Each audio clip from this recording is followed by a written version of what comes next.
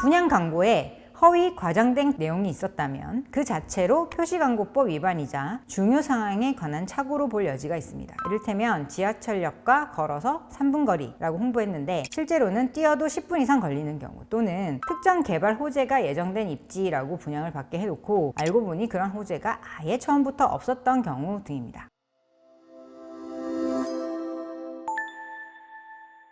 안녕하세요. 부동산 전문 변호사 해결사 쪼변입니다. 오늘은 중도금 대출을 실행한 경우에 분양계약을 일방 해지할 수 있는지에 대해서 말씀을 드리겠습니다. 분양계약을 체결한 후 자금 사정이 갑자기 어려워져서 계약을 포기하고 싶어하는 경우가 종종 있는데요. 특히 계약금만 납부한 상태에서는 계약금을 포기함으로써 계약을 해지할 수 있다는 이야기들 많이 들어보셨을 겁니다. 하지만 중도금 대출을 한 번이라도 실행했다면 상황이 달라집니다. 과연 어떤 차이가 있는지 쉽게 설명드리겠습니다. 일반적으로 분양계약을 체결한 후에 이행에 착수하기 전까지는 계약을 일방적으로 해지할 수 있는 계약금 해제 규정이 있습니다. 우리 민법 제565조에서 규정하고 있듯이 매수인은 계약금을 포기하고 매도인은 계약금의 배액을 상환함으로써 계약을 해지할 수 있습니다.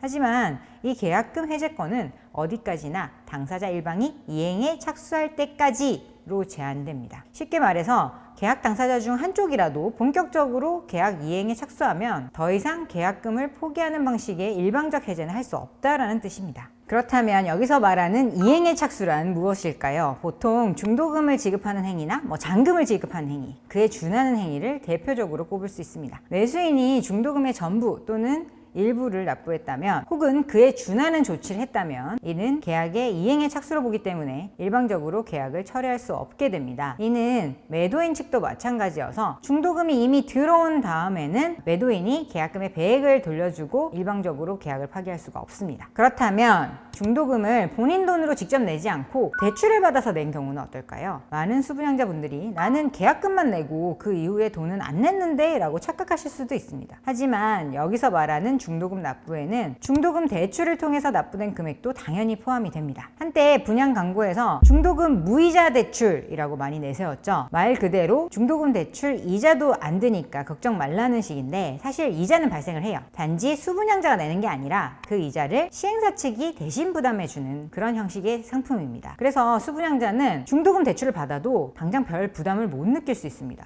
시행사나 분양대행사 직원이 여기에 작성하세요 라고 하는 서류에 서명만 하고 직접 돈을 받거나 지급한 일이 없기 때문에, 이런 이유로 내가 중도금 대출을 실행했는데도 마치 내가 돈을 안 낸 것처럼 착각하기 쉽습니다. 하지만 법적으로는 이미 중도금 지급이 이루어진 상태가 됩니다. 중도금 대출 보통 1회에서 4회, 많게는 6회까지 나눠서 대출을 일으키는데 1회라도 실행을 했다면 이미 계약의 이행에 착수한 것으로 보기 때문에 계약금을 포기하는 방식의 일방적 해제는 불가능하게 됩니다. 그렇다면 중도금 대출까지 받은 상황에서 정말 해제할 방법이 전혀 없는 걸까요? 민법상 일방적인 계약 해제는 어렵지만 당사자 간의 합의에 의한 해제는 언제든지 가능합니다. 수분양자 입장에서는 더 이상 자금 조달이 어려워서 계약을 지속하기 힘들다면 하루라도 빨리 협의 방법을 찾는 것이 좋습니다. 가만히 있다가 잔금일까지 지나버리면 연체 이자가 붙거나 계약 위반으로 오히려 소송을 당하게 될 수 있기 때문에 미리 움직이는 게 유리합니다. 시행사 입장에서도 거꾸로 한번 생각해 볼까요? 경우에 따라서는 차라리 지금 계약을 해제하고 새로운 수분양자를 구하는 편이 나을 수도 있습니다. 예를 들어서 수분양자가 전혀 재산이 없는 사람이고 아예 잔금을 한 푼도 낼 형편이 되지 않는다면 결국 계약 이행이 아예 안 될 거잖아요. 그렇다면 시행사 쪽에서도 그냥 이 사람을 마냥 수분양자로 끌고 가는 것보다는 지금까지 받은 계약금, 위약금으로 몰치하고 또 추가로 기존에 시행사 쪽에서 부담했던 중도금 대출 이자만큼 정도를 위약금으로 받은 다음에 계약을 끝내주고 그 호시를 다른 구매자에게 재분양하거나 공매로 넘기거나 아니면 회사 물건으로 가지고 있으면서 임대차를 놓는 게 나을 수도 있습니다. 특히 분양시장이 나쁘지 않다면 남은 기간 동안 해당 호시를 새로 팔아서 또 잔금을 받을 수 있는 문제이기 때문에 오히려 손해를 빠르게 줄일 수 있는 기회가 됩니다. 지금까지는 제가 시행사 쪽에서 별다른 잘못이 없는 경우에 계약을 해지할 수 있는 방법에 대해서 설명을 드렸는데요.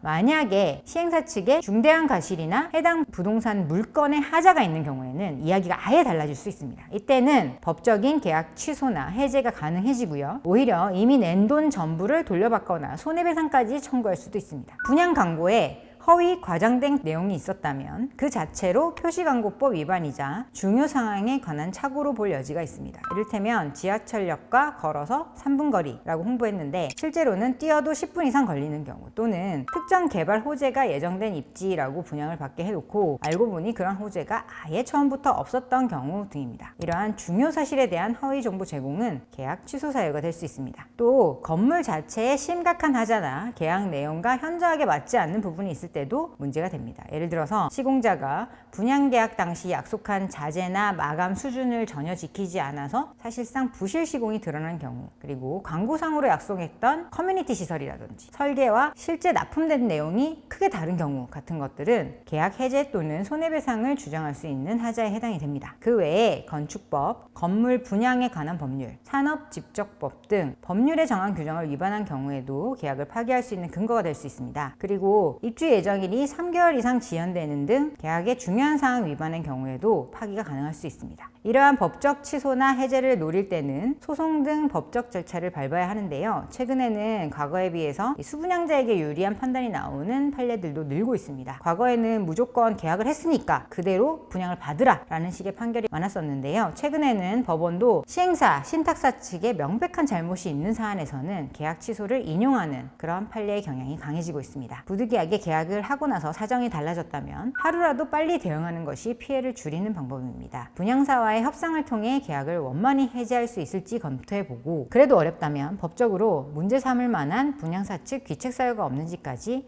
꼼꼼히 검토해봐야 됩니다. 분양계약 관련해서 상담이 필요하신 경우 법무법인 로윈으로 연락 주시면 되겠습니다. 앞으로도 생활 속에 도움이 되는 법률 정보를 신속하게 전달드리도록 하겠습니다. 고맙습니다.